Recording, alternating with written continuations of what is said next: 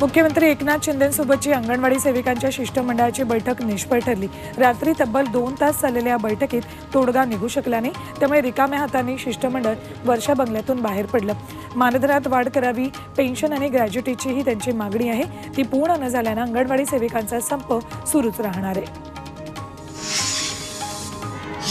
विविध मागण्यांसाठी राज्यभरातून आलेल्या अंगणवाडी सेविकांनी सरकारचं लक्ष वेधण्यासाठी काल दुपारी आझाद मैदानावरून थेट बीएमसी आणि सीएसएमटी समोरच्या रस्त्यावर ठिय्या मांडला।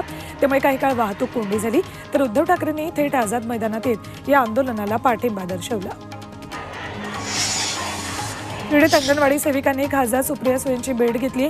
यावेळी अंगणवाडी सेविकांना अश्रू अनावर झाले। सरकारने आपली दखल घेण्याची मागणी चक्क हात जोडून त्यांनी केली। अंगणवाडी सेविकांच्या प्रश्नाबाबत आपण मुख्यमंत्र्यांशी बोलणार असल्याचं आश्वासन सुप्रिया सुळेंनी दिलं।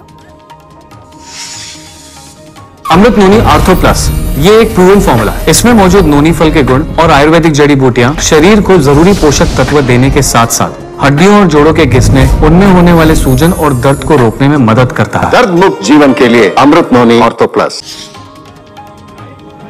नाशिक महापालिकेच्या गेटवर मुस्लिम समाजानं कफन ओढून आंदोलन केलं।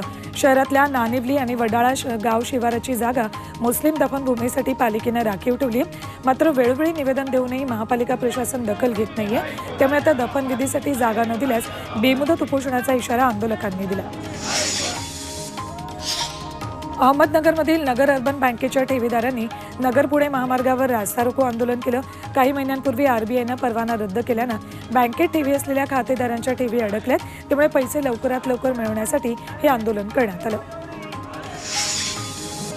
यवतमाळच्या मुंढ फाट्यावर ठाकरे गटानं रस्ता दुरुस्तीची मागणी करत रास्ता रोको केला। मुंढ, वगळ, दुधगाव, कंजारा, दहीफळ इथल्या रस्त्यांची दुरवस्था झाली, तातडीनं रस्ते दुरुस्त करावे अशी मागणी करण्यात आली।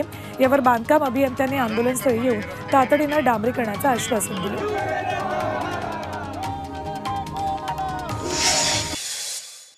तर आज अर्ध्या मुंबईमध्ये पाणी कपात केली जाते।